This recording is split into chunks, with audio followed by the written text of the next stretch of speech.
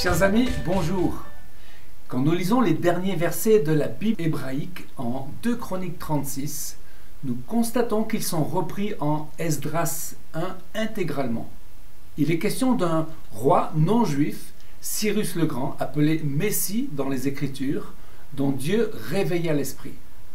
Considéré comme un dieu, Cyrus était à la tête d'un immense empire. Cet homme issu des nations va interpeller le peuple juif. Qui d'entre vous est de son peuple? C'est-à-dire qui est prêt à monter à Jérusalem, à revenir de l'exil et à reconstruire le temple? Simultanément, Dieu réveilla l'esprit de Zorobabel et Josué, ainsi que tous les chefs du peuple juif, pour rentrer de Babylone. Lisons Esdras 1, verset 1. La première année de Cyrus, roi de Perse, afin que s'accomplisse la parole de l'Éternel prononcée par la bouche de Jérémie, l'Éternel réveilla l'esprit de Cyrus, roi de Perse, qui fit faire de vive voix et par écrit cette publication dans tout son royaume. Ainsi parle Cyrus, roi des Perses. L'Éternel, le Dieu des cieux, m'a donné tous les royaumes de la terre, et il m'a commandé de lui bâtir une maison à Jérusalem en Juda. Qui d'entre vous est de son peuple?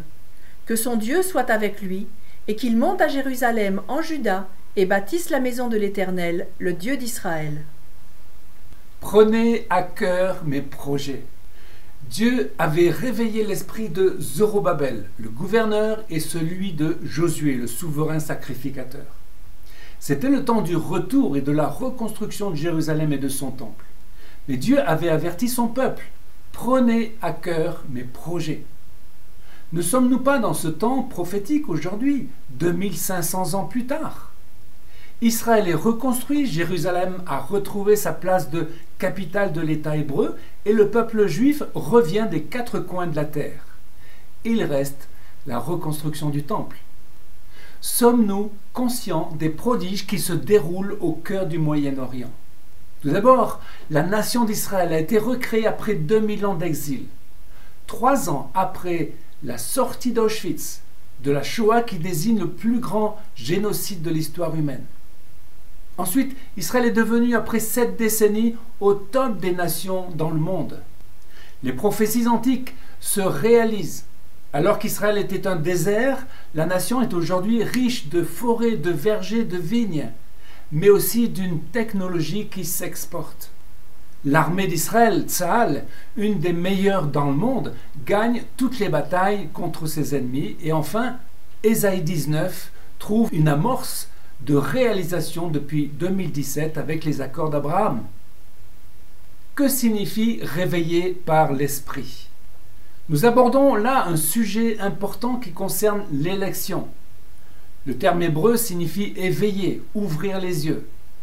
Dieu a réveillé l'esprit de Cyrus. Cela révèle que le Dieu d'Israël est souverain. Il place les autorités. Il est en contrôle pour que ses plans et ses projets aboutissent en faveur de l'humanité. Dieu avait touché également le cœur de Nebuchadnezzar, un autre grand roi. Nebuchadnezzar ou Cyrus sont-ils devenus croyants? Rien n'est moins sûr. Et il réveille ou endurcit qui il veut. Dieu a endurci le cœur de Pharaon pour faire éclater sa gloire. Nous devons comprendre la géopolitique de Dieu. Proverbe 21 nous dit « Le cœur du roi est dans la main de l'Éternel, il la dirige comme un cours d'eau où il veut. » Lisons Ésaïe 44, 28 jusqu'à 45, 1. Et je dis de Cyrus, c'est mon berger, et il accomplira tout ce que je désire. Il dira de Jérusalem, qu'elle soit rebâtie, et il dira du temple, posez ses fondations. Ainsi dit l'Éternel à son oint, à Cyrus, qu'il a pris par la main pour abaisser les nations devant lui et désarmer les rois, pour ouvrir devant lui les 2 battants, afin qu'aucune porte ne lui reste fermée. Nous croyons que ce texte de 2 Chroniques 36, reproduit en Esdras, et prophétisé par Ésaïe, est en rapport à la fin des temps, notamment avec la construction du temple. De nouveau aujourd'hui, et depuis la fin du XIXe siècle, Dieu réveille le peuple juif pour qu'il revienne sur sa terre, pour qu'il monte à Jérusalem, comme le disait Cyrus, et bâtisse le temple messianique. Pour cela, Dieu va bouleverser le monde pour faire aboutir ses projets. Parlons d'un tsunami de gloire. Rick Ridings, qui fait partie des intercesseurs internationaux et possède un ministère de prière à Jérusalem, a donné ces paroles. Je crois que Dieu libère un tsunami de gloire. Il libère un tsunami, une gloire et une moisson qui détruiront les anciennes forteresses. Je crois que ça commence cette année. Je crois qu'il y a un mouvement puissant de Dieu qui va détruire les esprits religieux les plus anciens, les forteresses spirituelles les plus anciennes qui ont gardé une si grande partie du monde dans les ténèbres et loin de Yeshua. Ce sera un tsunami de sa gloire qui est sa présence manifestée. Avec l'incroyable éruption du volcan Tonga en janvier 2022, qui eut des répercussions dans la mer et dans l'atmosphère, selon les scientifiques, Rick Ridings eut la vision d'un tsunami qui renverserait les forteresses religieuses et diaboliques et qui irait jusqu'en Israël renverser l'islam. Il appelait ces vagues les vagues de l'agneau, du fait même que le physicien spécialiste des ondes s'appelait Dr Lamb, qui veut dire l'agneau. Lisons Agé 2, verset 6. Car ainsi parle l'Éternel des armées. Encore un peu de temps, et j'ébranlerai les cieux et la terre, la mer et le sec. J'ébranlerai toutes les nations. Les trésors de toutes les nations viendront, et je remplirai de gloire cette maison. La gloire de cette dernière maison sera plus grande que celle de la première, dit l'Éternel des armées. C'est dans ce lieu que je donnerai la paix. Lisons à présent Ézéchiel 37, avec Binyamin Netanyahou qui inaugure son 6e mandat en ce début 2023. Le pays se trouve dirigé par un 37e gouvernement. Sachons que rien n'est anodin en Israël. Israël est l'horloge de Dieu, la nation choisie d'où sortira le Messie, fils de David.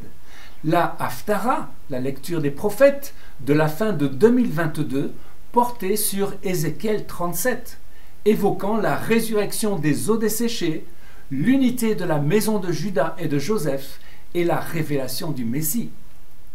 Rappelons-nous, en Luc 4, Jésus s'était levé dans la synagogue de Nazareth pour lire la Haftara, Ésaïe 61. Et fermant le rouleau, il avait déclaré « Aujourd'hui, cette parole que vous venez d'entendre est accomplie ».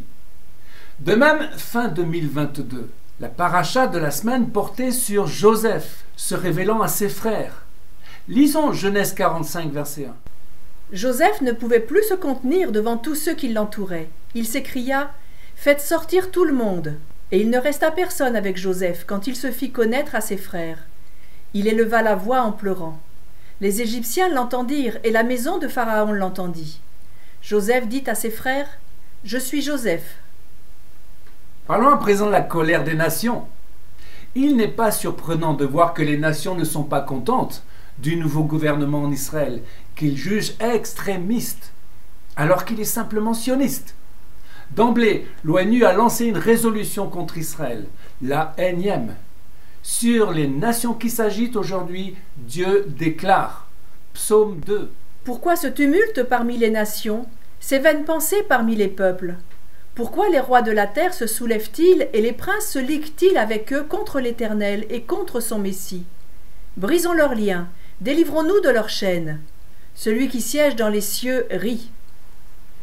Dieu réveille notre esprit.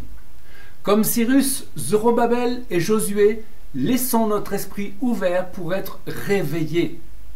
Le psalmiste disait que nous devons briser les liens et être libérés de nos chaînes. Cela pourrait désigner le mensonge et la désinformation qui règnent dans le monde. Chers amis, le Messie est à la porte, prêt à se révéler, comme le dit Ézéchiel 37 et Ésaïe 45. Il est à l'œuvre, comme le déclare le Seigneur selon le psaume 2. C'est moi qui vais oindre mon roi sur Sion, ma montagne sainte à Jérusalem. Amen. Chers amis, à une prochaine fois pour une nouvelle vidéo en direct de Jérusalem.